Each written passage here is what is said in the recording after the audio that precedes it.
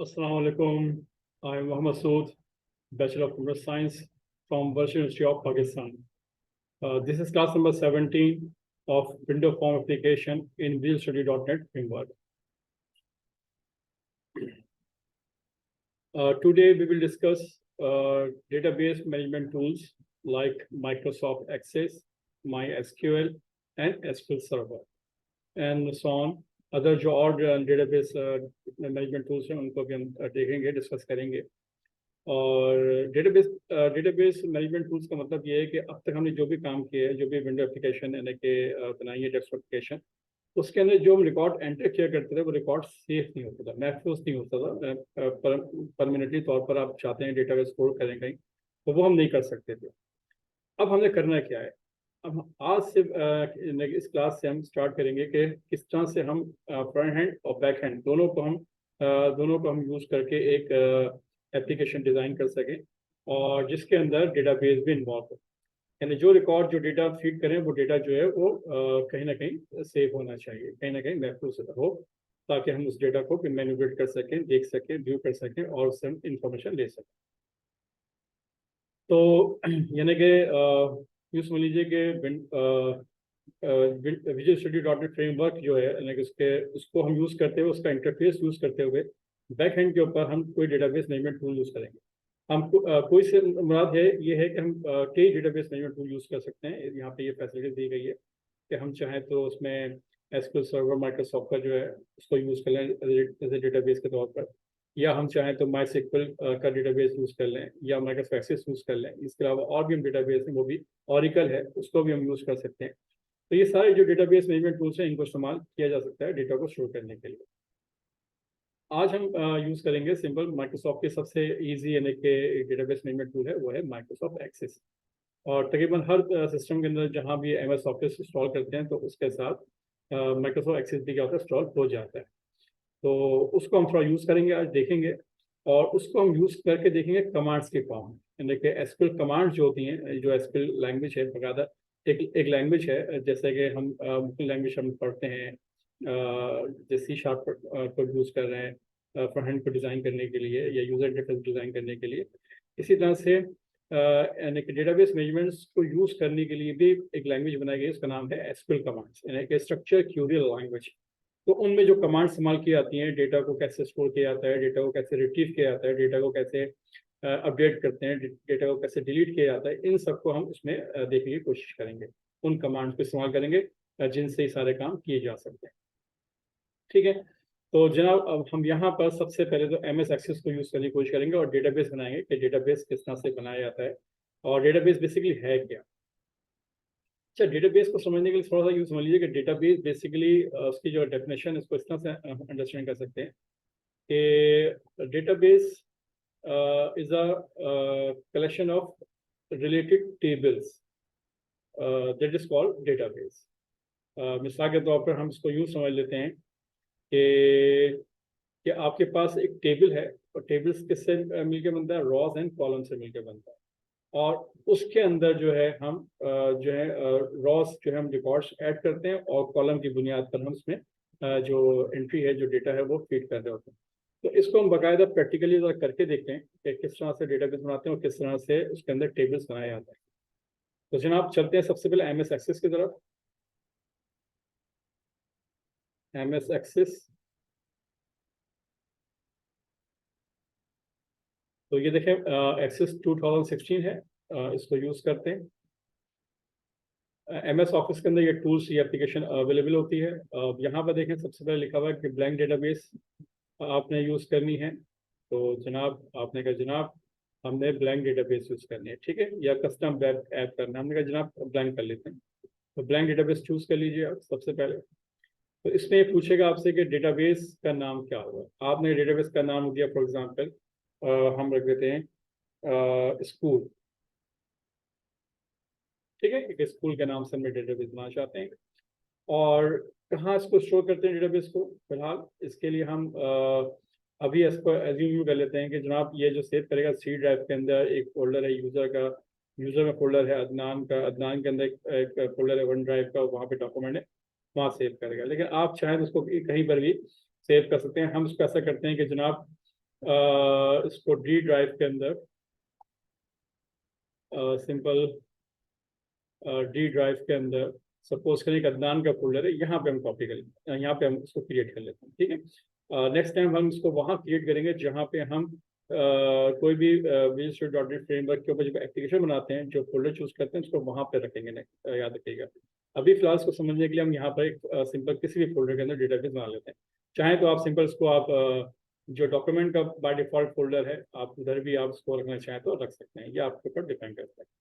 ठीक है, तो फिलहाल इसको हम डी ड्राइव के अंदर हम फिलहाल अदनान के अंदर रख लेते हैं। ये ज़रूरी नहीं है, ये जहाँ जहाँ पे याद रखिएगा विंडो एप्लीकेशन बनाई जाएगी और जिस फोल्डर में तमाम फाइल्स रखी जाएंगी, तो बेहतर है कि इस डेटाबेस को उस फोल्डर में क्रिएट किया जाए। ये बात ध्यान में रखिएगा। ठीक है, तो यहाँ पर मैं स्कूल के नाम से एक फाइल नेम दे देता हूँ, ओके कर लेता हूँ।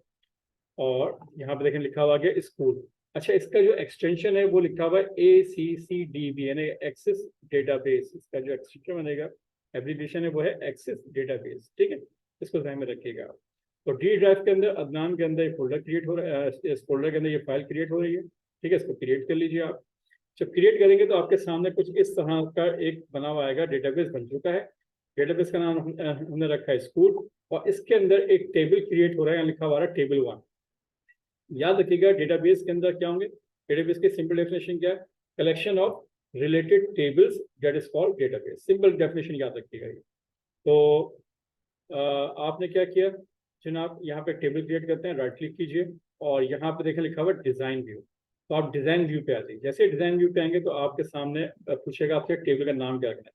तो टेबल का नाम हम रख देते हैं स्टूडेंट्स, STUDENT, स्टूडेंट्स। ठीक है, इसके हिसाब से हम इसमें जो है टेबल क्रिएट कर रहे हैं स्टूडेंट्स के नाम से। ओके कीजिए, तो अब आपके सामने कुछ इस तरह का कॉलम बने हुए आ गए हैं। तो पहला फील्ड नेम क्या होगा। ठीक है, तो आपने कहा पहली फील्ड नेम जो होगी वो स्टूडेंट के अंदर क्या होता है जनाब, रोल नंबर होता है। अच्छा, रोल नंबर क्या ऑटोमेटिकली जनरेट करेंगे 1 2 3, या आप देना चाहते हैं। हमने कहा जी हमको देना चाहते हैं, तो बेहतर है कि यहाँ पे हमने इसकी जो टाइप है, जो रोल नंबर देंगे वो किस किस्म का देंगे, क्या 1 2 3 4 5 देंगे, या A1 A2 A3 A4 देंगे। तो जो भी जिस तरह का डेटा होगा उसके टाइप के मुताबिक आप डेटा स्टोर कर लेंगे। तो हमने एज्यूम कर लिया कि न्यूमेरिक डेटा रख लेते हैं फिलहाल। तो न्यूमेरिक के लिए सबसे बेहतर यहाँ पे जो टाइप दी गई है वो नंबर है। ठीक है, तो नंबर के तौर पर आप इसको रखना चाहें तो रख लीजिए। ठीक है, तो आपने नंबर ले लिया आपने। ओके, अच्छा नंबर में यहाँ देखें इसने फील्ड साइज में से चूज किया कौन सा जनाब आपने देना, तो लॉन्ग इंटीजर के हिसाब से इसने डेटा टाइप जो चूज किया है। ठीक है, अब इसको ऐसे रहने दीजिए, इसमें कोई खास इसमें बात नहीं है, थोड़ा लॉन्ग इंटीजर रख लीजिए आप। उसके बाद सेकंड फील्ड।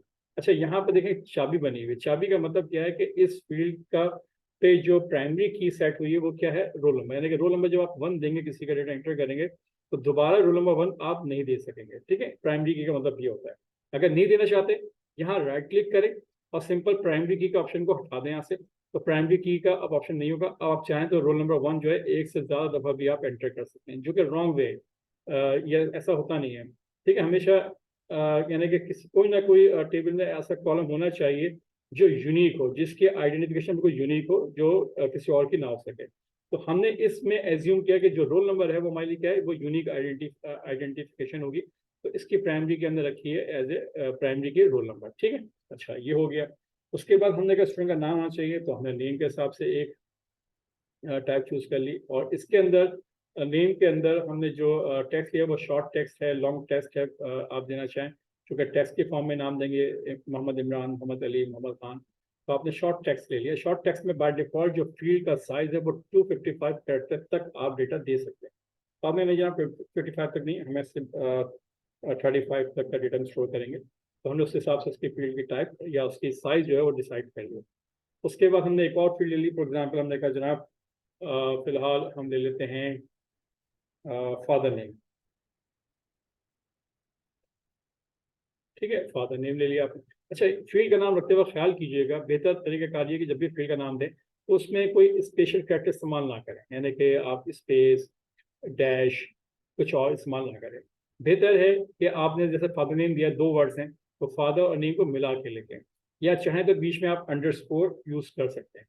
तो ये तरीक़ाकार रखें, ज़्यादा बेहतर रहेगा। ठीक है, तो मैंने फिलहाल अंडरस्कोर हटा देता हूँ, सिंपल फादर नेम मैं रखा। ठीक है, तो शॉर्ट टेक्स्ट में इसमें भी आपने क्या किया, शॉर्ट टेक्स्ट दे दिया और इसकी लेंथ भी आपने जो रखी कि 35 कैरेक्टर तक का हम फादर नेम दे सकते हैं। अच्छा, उसके बाद हमने कहा जनाब उसकी जो है ऑप्टेन मार्क्स हमें निकाल देने चाहता हूँ मैं, तो ऑप्टेन मार्क्स के लिए हमने फिलहाल हमने दे दिया ऑप्टेन मार्क्स। फिलहाल याद रखिए ये 4 तरह की फील्ड्स हमने ली हैं, role number, name, father name और ऑप्टेन मार्क्स। ठीक है, ओके, ठीक है। ऑप्टेन मार्क्स के अंदर मैं इसकी टाइप यूज कर लेता हूँ इंटीजर, नंबर ले लेता हूँ मैं, और ठीक है लॉन्ग इंटीजर हो गया, बिल्कुल सही। अब ये 4 चीज़ें हमने फिलहाल ली हैं, इस तरह से हम मजीद आगे भी हम जब इसको एक्सप्लोर करेंगे तो और ज़्यादा इसको समझेंगे। फिलहाल हमने ये 4 चीज़ें ली, रोल नंबर है, नेम है, फादर नेम है, ऑप्टेन मार्क्स। अच्छा, यहाँ याद रखिए यहाँ पे बहुत सारी डेटा टाइप्स हैं, just like date and time. अगर कोई ऐसी कॉलम है जिसमें अपने डेट और टाइम के हिसाब से डेटा एंटर करना है तो आप वहाँ पर डेट टाइम को चूज करेंगे। या कोई ऐसी फील्ड जिसमें करेंसी है, जैसे सैलरी और आप सैलरी है या कोई अमाउंट देना चाहते हैं, तो फिर वहाँ पर करेंसी के टाइप को डेटा को चूज करना ज़्यादा बेहतर रहेगा।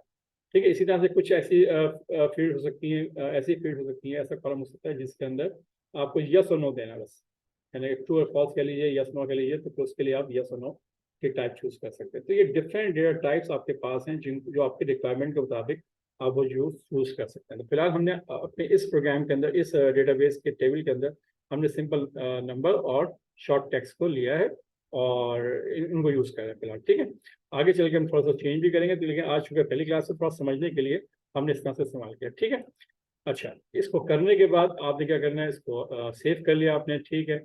और सेव करने के बाद इसमें रिकॉर्ड एंटर करना है। अब रिकॉर्ड एंटर कैसे करेंगे, असल चीज़ है रिकॉर्ड एंटर कैसे किया जाए। देखिए, रिकॉर्ड एंटर करने का एक तरीका सिंपल ये है कि जनाब आप यहाँ स्टूडेंट के ऊपर राइट क्लिक करें और इसको ओपन कर लें। जैसे आप ओपन करेंगे, ये जो है जो आपके सामने जो टेबल आ गया है, ऊपर देखें कॉलम बन गए और नीचे क्या है, रॉज है।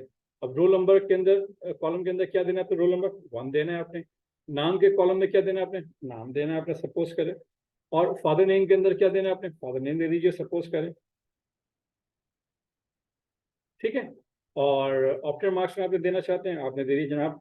फॉर एग्जाम्पल अगर 3 सब्जेक्ट्स हैं तो उसके हिसाब से 300 में से आपने कह दिया 250 नंबर जो उसने हासिल किए। फॉर एग्जाम्पल एक बात समझाने के लिए मैं आपको समझा रहा हूँ। ठीक है, इस तरह से एक सेकंड रिकॉर्ड देना चाहते हैं, सेकंड रिकॉर्ड दे दीजिए आप। ठीक है, नाम दे दीजिए आप।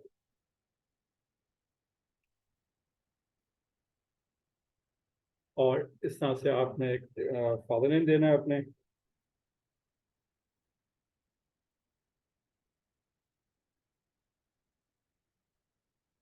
और इसके जो नंबर हैं वो आपने नंबर दे दिया आपने 277। ठीक है, तो इस तरह से आप डेटा फीड करना चाहे कर सकते हैं। लेकिन हमें बेसिकली यहाँ पे एसक्यूएल कमांड सीखनी है, एसक्यूएल लैंग्वेज यानी स्ट्रक्चर क्यू लैंग्वेज को समझना चाहते हैं कि वो लैंग्वेज क्या है, वो कमांड क्या है जिनसे रिकॉर्ड एंटर किया जाता है। तो यहाँ पे मैं आपको एक बात समझा देता हूँ थोड़ा सा, कि बेसिकली यहाँ पर हमने जो डेटा स्टोर करना है वो सिंपल यानी इस तरीके से फीड नहीं करना कि हम जीयूआई मोड के अंदर ग्राफ यूजर इंटरफेस के जरिए डेटा एंटर करेंगे, ऐसा नहीं, बल्कि हमें कमांड इस्तेमाल करनी है, एसक्यूएल कमांड, एसक्यूएल कमांड्स। ठीक है, इस बात को याद रखिएगा। इस तरफ हम चलते हैं। अच्छा, एसक्यूएल कमांड्स क्या क्या होंगी, ये एसक्यूएल कमांड्स का मतलब है स्ट्रक्चर क्वेरी लैंग्वेज।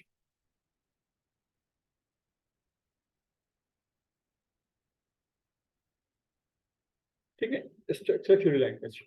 तो ये हमने इस लैंग्वेज को सीखना है डेटाबेस मैनेजमेंट टूल्स के अंदर, इन कमांड्स को इस्तेमाल करके डेटाबेस को मैनेज करना। ठीक है, तो कैसे करेंगे ये बात ज़रा समझ लीजिए।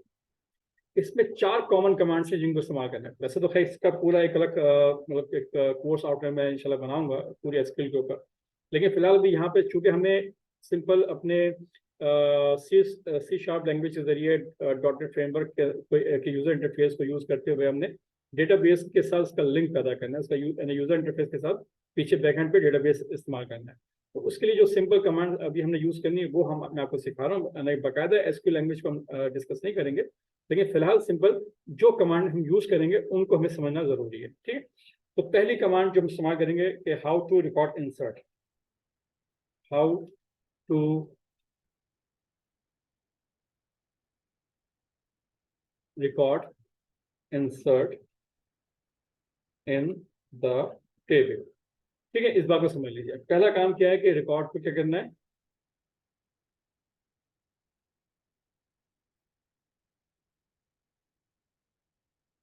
ठीक है, how to record insert in the table. पहला काम ये करना है। इस काम के लिए जो कमांड इस्तेमाल की जाएगी वो क्या होगी? वो कमांड होगी आपके पास, पहली कमांड यूज करेंगे वो है इंसर्ट इनटू। इंसर्ट इनटू, इस कमांड को डिस्कस करना होगा, ठीक है।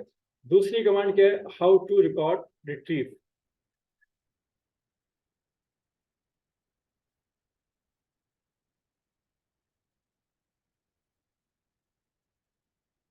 रिट्रीव और फैच,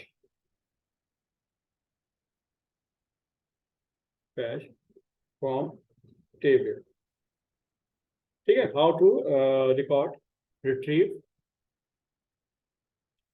और फैच फ्रॉम द टेबल। तो ये काम कैसे करना है? इसके लिए जो कमांड इस्तेमाल करेंगे वो कौन सी कमांड होगी? वो होगी आपके पास सेलेक्ट। सेलेक्ट, ठीक है, सेलेक्ट की कमांड इस्तेमाल करेंगे हम। इसका लिखने का तरीका होता है। और तीसरी चीज है, इन दो कमांड को, और तीसरी कमांड लिख देता हूँ फिलहाल, और how to remove record from the table. उसके लिए जो कमांड है वो है डिलीट। और तीसरी कमांड आपके पास, चौथी कमांड आपके पास है हाउ टू अपडेट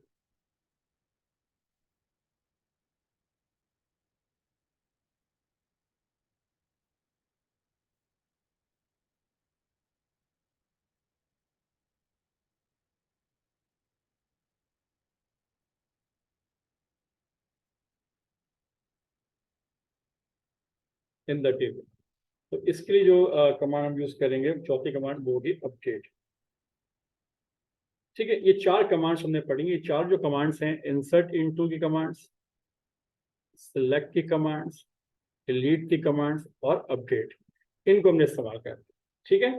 तो सबसे पहले हम इंसर्ट इनटू को इस्तेमाल करेंगे। तो कैसे रिकॉर्ड पे एंटर करते हैं इसको जरा समझिए। इंसर्ट इनटू की कमांड को लिखा कैसे आएगा?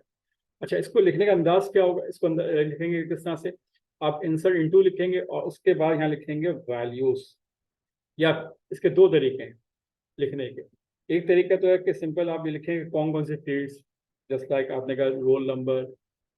जिसको मैं करके दिखाता हूँ ताकि आपको समझ में आ जाए कि किस तरह रिकॉर्ड इंसर्ट करेंगे।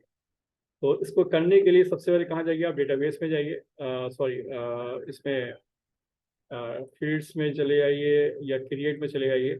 यहाँ पे ऑप्शन होगा क्रिएट में जाइए। यहाँ लिखा होगा आपके पास क्यूरी डिज़ाइन। तो आप क्यूरी डिज़ाइन के अंदर आप आ जाइए, इस पर क्लिक करें। तो यहाँ पे देखें क्यूरी डिज़ाइन आपके सामने आ गया है। तो क्यूरी डिज़ाइन के अंदर याद रखिएगा, यहाँ पर जब आप राइट क्लिक करेंगे क्यूरी वन के ऊपर तो यहाँ लिखा हुआ है एसक्यूएल व्यू। तो एसक्यूएल व्यू पे आप आ जाइए। सबसे पहले एसक्यूएल कमांड आपने इस्तेमाल करनी है एसक्यूएल व्यू पर। तो यहाँ पे देखें लिखा हुआ है सिलेक्ट। फॉर एग्जाम्पल अभी मुझे रिकॉर्ड एंटर करना है। फॉर एग्जाम्पल देखें ये है स्टूडेंट टेबल जिसमें रिकॉर्ड पड़े हुए हैं। कितने रिकॉर्ड पड़े हुए हैं? सिर्फ दो रिकॉर्ड पड़े हुए हैं, रोल नंबर 1, रोल नंबर 2, और तो कोई रिकॉर्ड नहीं है। अच्छा, अब क्यूरी में आइए। क्यूरी हम कमांड्स यहाँ पे लिखना सीखते हैं कि कमांड कैसे लिखी जाती है। तो हमने कमांड यहाँ पे लिखी इंसर्ट, उसके बाद लिखा हमने इनटू, ये भी कमांड का हिस्सा है। अच्छा, अब कौन कौन सी फील्ड किसके अंदर इंसर्ट करना है? इंसर्ट करना है हमने जनाब स्टूडेंट के अंदर, ठीक है। स्टूडेंट्स क्या चीज़ है? टेबल हो गया। अच्छा, उसके बाद हमने यहाँ पे इस्तेमाल करना है कि कौन कौन सी फील्ड होंगी। हमने कहा जनाब एक रोल नंबर फील्ड होगी, एक नेम है, एक फादर नेम है, और एक है आपके पास ऑप्टेन मार्क्स। तो ये चार फील्ड्स हैं जिनमें डेटा इंटर करना है, ठीक है। तो फादर नेम, ऑप्टेन मार्क्स, ठीक है, और जनाब रोल नंबर हो गया, नेम हो गया, फादर नेम है, ऑप्टेन मार्क्स हो गया, और ऑप्टेन मार्क्स। तो देख लीजिए यहाँ पे हमने जो लास्ट फील्ड दिया वो क्या दिया? ऑप्टेन मार्क्स, ठीक है। याद रखिएगा इसमें ऑप्टेन मार्क्स के अंदर जो है ऑप्टेन मार्क्स एस के साथ है। जो जो आपने फील्ड ले रखी हैं इनको याद रखिएगा। फील्ड्स के नाम वही होने चाहिए जो आपने टेबल्स में दे रखे हैं आपने, ठीक है। तो उसी से हिसाब से हम इसको देखेंगे। तो जनाब ये आपके सामने है। अच्छा, अब आइए क्यूरी में दोबारा से आइए। क्यूरी में ये लिखे। अच्छा, क्यूरी को मैं थोड़ा सा समझाने के लिए थोड़ा डार्क फॉर्म में आ जाए तो उसको मैं नोट पैड पे लिख लेता हूँ। यहाँ पे लिख लेते हैं इसको, नीचे एंटर कीजिए। इंसर्ट इंटू कमांड को लिखा किस अंदाज से देखें। Insert into students roll number name father name obtain marks. अच्छा, उसके बाद क्या लिखना है? उसके बाद आपने लिखनी है इसकी वैल्यूज। वैल्यूज क्या क्या देंगे आपने? वैल्यूज में दूंगा नंबर 3, रोल नंबर 3 हो गया। अच्छा, जब नाम को देंगे तो आप डबल क्वेश्चन में दीजिएगा नाम। नाम आप देना चाहते हैं, फॉर एग्जाम्पल आपने कहा जनाब अली, और उसके बाद आपने कहा उसका फादर नेम जो है आपने कहा जनाब अहमद, और उसके बाद आपने जो है इसके ऑप्टेन मार्क्स देने हैं, वो ऑप्टेन मार्क्स दे दिए आपने 280। क्लियर होगी बात? ये चारों चीजें यानी कि एक रोल नंबर आपने 3 दिया, नेम आपने अली दिया, फादर नेम आपने अहमद दिया, और उसके जो ऑप्टेन मार्क्स हैं वो आपने जो है 280 वो आपने दिए। तो इस कमांड्स को मैं यहाँ से कॉपी कर रहा हूँ। सिंपल याद रखिए, कॉपी इसको आप डायरेक्ट वहाँ पे लिख सकते हैं ताकि आपको समझ में आए। या आपने यहाँ पे कंट्रोल वी से इसको पेस्ट कर दिया। तो ये देखें, आपने इंसर्ट इनटू की कमांड लिखी है आपने इस तरह से। ठीक है, अब इसको रन कैसे करना है? तो रन करने के लिए जो कीज है, आप अगर उसमें जाएंगे, क्रिएट में जाएंगे, सॉरी इसमें डिजाइन में जाएंगे, तो यहाँ पर देखें रन लिखा हुआ आ रहा है। ठीक है, आप यहाँ से भी रन कर सकते हैं, और शॉर्टकट की है कंट्रोल क्यू आर, यानी क्यूरी को रन करने के लिए क्यू आर दिया जाता है। तो यहाँ से रन कीजिएगा, इसमें डिजाइन के अंदर रन। जैसे ही इसको आप रन करेंगे और प्रोग्राम को चलाएंगे तो देखें क्या हो रहा है। यहाँ लिखवा रहा है you are about to append draw, yes, आपने कहा यस, यस कर दीजिए। तो रिकॉर्ड क्या हो गया? एंटर हो गया नया रिकॉर्ड। इस कमांड को हमने सीखा है कि इस कमांड की मदद से हमने क्या किया, रिकॉर्ड एंटर किया टेबल के अंदर। कैसे? आप शुरू में जाके देखें था, तो यहाँ रिकॉर्ड 2 ही आ रहा है, तीसरा रिकॉर्ड तो नहीं आ रहा। तो नोट कीजिएगा, यहाँ पे एक ऑप्शन होगा रिफ्रेश ऑल का। देखिए रिफ्रेश ऑल का ऑप्शन है, इसमें रिफ्रेश ऑल जैसे आप करोगे तो देखें रिकॉर्ड नंबर कौन सा आ गया, रिकॉर्ड नंबर 3 भी आपके सामने आ गया है। ठीक है, मैं एक दफा और रिकॉर्ड एंटर करने की कोशिश करता हूँ। यहाँ पर देखिए, ये जो कमांड लिखी थी मैंने, कमांड वैसी लिखी हुई है सेम, उसको थोड़ा चेंज कर लेता हूँ मैं। अच्छा, अब एक और तरीके से मैं कमांड लिख के ऐड करता हूँ कि जनाब रोल नंबर नेम मेरा फादर नेम ये सब कुछ नहीं लिखा मैंने, कुछ भी नहीं लिखा। सिंपल मैं लिखा वैल्यूज, रोल नंबर दिया मैंने 4। हाँ, अब जब आप फील्ड नेम नहीं देंगे तो याद रखिएगा, तरतीब आपको याद रखनी पड़ेगी कि टेबल्स के अंदर कॉलम की तरतीब क्या है। तो उस तरतीब से डेटा एंटर करोगे आप। रोल नंबर क्या दिया आपने? 4। नाम क्या दिया आपने? जस्ट नाम दे दिया आपने कमाल, और फादर ने दे दिया आपने जस्ट लाइक जमाल। ठीक है, नाम को मैंने कोई भी रख लिए, ठीक है। और उसके बाद 255 ये उसके ऑप्टेन मार्क्स। इसको यहाँ से यहाँ तक कॉपी किया मैंने, और वहाँ जो एसक्यूएल कमांड यहाँ लिखी जाती हैं वहाँ पर इसको मैं पेस्ट कर देता हूँ, या चाहे तो उसको डायरेक्ट यहाँ पे भी लिख सकते हैं। सिर्फ दिखाने के लिए, फॉन्ट की साइज को बड़ा करने के लिए मैंने जो है वहाँ पर नोटपैड पे लिखने के बाद यहाँ पे कॉपी कर दिया। ठीक है जनाब, इसमें सिर्फ ये किया कि फील्ड का नाम मैंने नहीं दिया, सिंपल इंसर्ट इनटू लिखा, टेबल का नाम दिया, और वैल्यूज डिफाइन कर दी जो वैल्यूज मुझे देगी। रन करना है, डिजाइन पे जाइए, यहाँ रन कमांड है, इसको एग्जीक्यूट कीजिए। जैसे एग्जीक्यूट करेंगे तो पूछेगा you are about row, yes कीजिए। तो देखेंगे ये रिकॉर्ड ऐड हो गया। स्टूडेंट के अंदर जाकर देखें तो यहाँ पे 3 रिकॉर्ड है, चौथा रिकॉर्ड नजर नहीं आ रहा। तो क्या करेंगे, रिफ्रेश कीजिएगा, रिफ्रेश ऑल करेंगे तो फिर चौथा रिकॉर्ड भी आपके सामने एंटर हो गया है। तो ये कमांड आपको समझ में आएगी कि किस तरीके से रिकॉर्ड एंट्री किया जाएगा। एक तरीका और देख लेते हैं रिकॉर्ड एंटर करने का।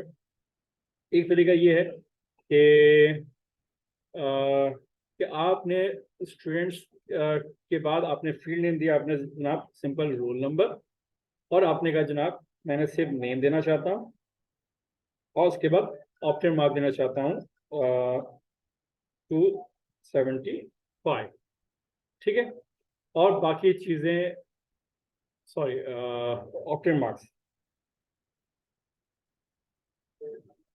ठीक है, ये मैं फील्ड यूज करूंगा, उसके हिसाब से मैं वैल्यू देना चाहता हूँ। तो रोल नंबर मैंने कहा जनाब 6, और 6 के बाद नाम दिया जनाब मैंने फिरोज,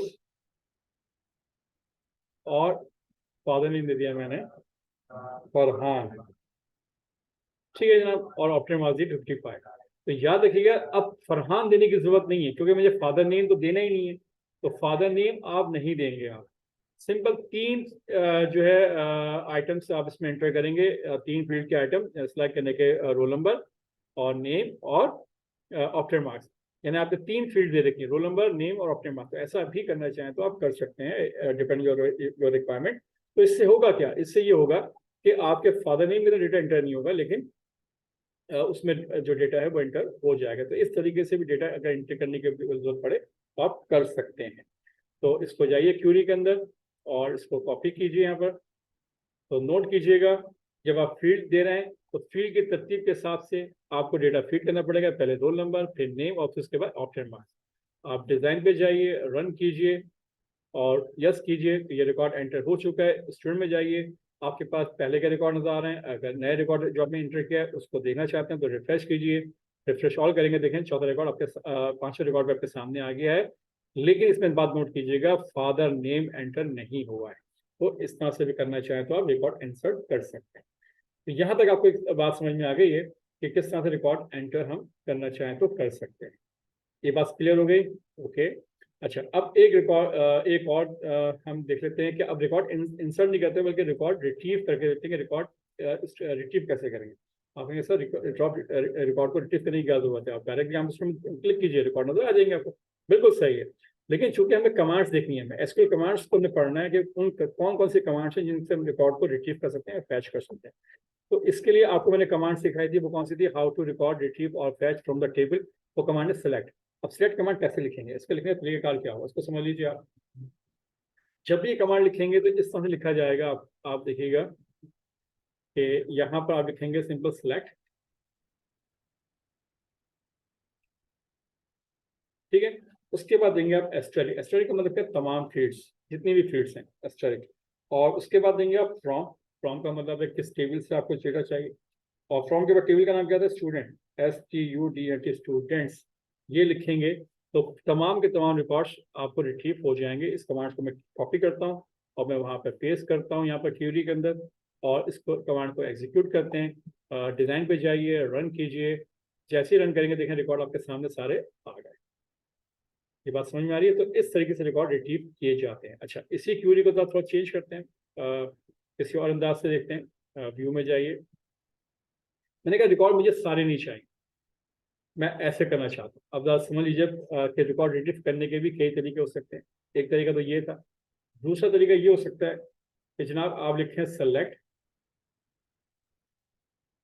और आप कहें जनाब मुझे रोल नंबर चाहिए और नेम चाहिए सिंपल, बस। और कहाँ से चाहिए? From table name students. तो ये काम करना चाहता हूँ, तो आपने यहाँ पे सिंपल क्लिक किया, आपने कॉपी किया इसको और पेस्ट कर लीजिए वहाँ पर आप, और इसको रन कीजिए। जैसे ही रन करेंगे आप तो आप देखें अब रिकॉर्ड कौन कौन से आ रहे हैं, नोट कीजिएगा। सिर्फ रोल नंबर आ रहे हैं और नेम आ रहे हैं और सारे रिकॉर्ड्स आ रहे हैं, ठीक है। तो ये भी तरीकाकार आपने देखा कि रिकॉर्ड एडिट कैसे किया जा सकता है। कमांड्स क्या लिखी थी। एक और चीज़ देख लीजिए, एक और अंदाज। अब क्या आपने क्या कर, आपने कहा जनाब नहीं जनाब मुझे तमाम रिकॉर्ड्स की बात कर रहा हूँ, डायरेक्ट, ठीक है। फ्रॉम टेबल का नाम है STUDENT, स्टूडेंट्स, ठीक है। आगे आपने कहा वेयर, WHR वेयर, जो रोल नंबर है वो मुझे चाहिए 3 सिर्फ। अब यहाँ पे देखें आपने कंडीशन लगा दी कि select asterisk from students where roll number 3, यानी सिर्फ और सिर्फ इसको तो आप देख रहे हैं, फ्रॉम से लेता हूँ थोड़ा नुमाया तौर पर नजर आ जाएगा दिस। तो इस केस में क्या होगा? इस केस में ये होगा कि आप सिर्फ वो रिकॉर्ड देख सकेंगे जिनका रोल नंबर क्या होगा? सिंगल 3 होगा। एक ही रिकॉर्ड आपके सामने आना चाहिए सूरत। तो चला के देखते हैं जनाब इसको। क्वेरी को रन कीजिए। जैसे ही क्वेरी को रन किया देखें कौन सा रिकॉर्ड सामने आ रहा है? सिर्फ रोल नंबर 3 आपके सामने आ रहा है और कोई रिकॉर्ड भी सामने नहीं आ रहा। तो ये बात समझ में आ रही है, इस तरह से हम रिकॉर्ड को फैच कर सकते हैं। इसी तरीके से अगर मैं इस तरह से चाहूँ, एक और अंदाज देख लीजिए क्यूरी का, कि आपके पास रिकॉर्ड जो है इस तरह के हैं। चलें, एक मैं नाम स्टोर कर रहा हूँ, सपोज करें। हम्म, ठीक है। चले एक और अंदाज देख लेते हैं फिलहाल। वो ये इस तरह से है कि हमने कहा रोल नंबर की बुनियाद पर नहीं, बल्कि हमने कहा जनाब obtain marks, obtain marks greater than हो जाए किससे? 260 से सपोज कर। तो वो रिकॉर्ड सामने आएंगे जिनका डेटा 260, जिनके ऑप्टिमम मार्क्स 260 से ज़्यादा है। वेयर का मतलब क्या है? वो रिकॉर्ड आप पैच करें, रिट्रीव करें जिनके ऑप्टिमम मार्क्स क्या हो 260 से ग्रेटर है। तो यहाँ पे ये इस तरह की क्यूरी भी लगाना चाहें तो आप लगा सकते हैं। इसको रन कीजिए आप। तो देखें इससे दो रिकॉर्ड सामने आए, जिनकी रिकॉर्ड जो है 277 है आफ्टर मार्क्स या 280 है, वो रिकॉर्ड आपके सामने आ रहे हैं। तो इस तरह से रिकॉर्ड को हम क्या कर सकते हैं, पैच कर सकते हैं, रिट्रीव कर सकते हैं। इसके और बहुत सारी वैरायटीज है, बहुत सारे तरीके हैं, जो भी हम इंशाल्लाह आगे और थोड़ा देखेंगे, थोड़ा सा इसको मज़ीद डिस्क्राइब करेंगे, उसको समझेंगे। असल में क्यूरी को पढ़ने का मकसद से ये समझने का मकसद ये कौन कौन सी ऐसी एसक्यूएल कमांड्स हैं जिनकी मदद से हम रिकॉर्ड या तो एंटर कर सकते हैं डेटाबेस के अंदर, जो डेटाबेस मैनेजमेंट टूल है, या वहाँ से रिकॉर्ड रिट्रीव कर सकते हैं। तो हमने दो कमांड हमने सीखी हैं, जिस लाइक एक हमने सीखी है हाउ टू रिकॉर्ड इंसर्ट कैसे करते हैं, और हाउ टू रिकॉर्ड रिट्रीव कैसे करते हैं। ठीक है, तो इनको हमने देखा है, इंशाल्लाह डिलीट को भी देखेंगे, साथ में अपडेट को भी देखेंगे, इनको भी हम देखेंगे। तो असल कमांड क्या, ये कमांड्स हैं, इन कमांड्स का पता होना जरूरी है कि इन कमांड को लिखने से इस डेटाबेस के टेबल में क्या इफेक्ट होता है वो आपको समझ में आना चाहिए। इफेक्ट क्या होता है ना, कि रिकॉर्ड इससे क्या हो रहा है, रिकॉर्ड रिट्रीव हो रहा है, नजर आ रहा है। कोई एक भी आ सकता है, कोई सारे भी आ सकते हैं। हम रिकॉर्ड डिपेंडेंट योर आपकी क्यूरी जैसी है उसके मुताबिक रिकॉर्ड आप ले रहे होते हैं। ठीक है, इसी तरह से रिकॉर्ड इंसर्ट इंटू करेंगे तो कैसे करेंगे, अगर कोई नया रिकॉर्ड्स में एंटर करना है टेबल में तो किस तरह से किया जाएगा, उसको लिखने का तरीका मैंने आपको सिखा दिया। तो इनको हम इस्तेमाल करेंगे अपने डेटाबेस के अपने उसमें विंडो फॉर्म एप्लीकेशन के अंदर, जब हम एक फॉर्म डिज़ाइन करेंगे और वहाँ पर रिकॉर्ड एंटर करेंगे, और इन कमांड्स को इस्तेमाल करके डेटाबेस में एंटर किया जाएगा। यानी कि हम फॉर्म कुछ डिज़ाइन करेंगे, यूजर इंटरफेस फ्रंट एंड पे होगा और बैक एंड पे क्या होगा, डेटाबेस होगा एक्सेस का, और उसमें रिकॉर्ड हम एंटर कर रहे होंगे या रिकॉर्ड हम रिट्रीव कर रहे होंगे। ठीक है जनाब, तो ये क्यूरी आज के लिए हमने इनको डिस्कस किया। इसको हम आगे फर्दर जो है डिलीट को भी देखेंगे, अपडेट को भी देखेंगे, उनको भी समझेंगे, वो भी कमांड्स हैं, इनको कैसे लिखा जाता है वो समझ में आना आपको बहुत ज़रूरी है। ठीक है, और फिर इसको इस्तेमाल करके हम देखेंगे विंडो फॉर्म एप्लीकेशन के अंदर। तो फिलहाल आज के लिए हम इस टॉपिक को यहीं पर ही क्लोज करते हैं, यहीं पर क्लास को एंड करते हैं। इंशाल्लाह नेक्स्ट क्लास में हाजिर होंगे, और इन कमांड को हम बाकायदा विंडो फॉर्म एप्लीकेशन के अंदर डेटाबेस कनेक्टिविटी के साथ ऐड करके हम आपको बाकायदा दिखाएंगे। ठीक है, तो तब तक के लिए अल्लाह हाफिज़। इंशाल्लाह नेक्स्ट क्लास में मुलाकात होगी। अल्लाह हाफिज़।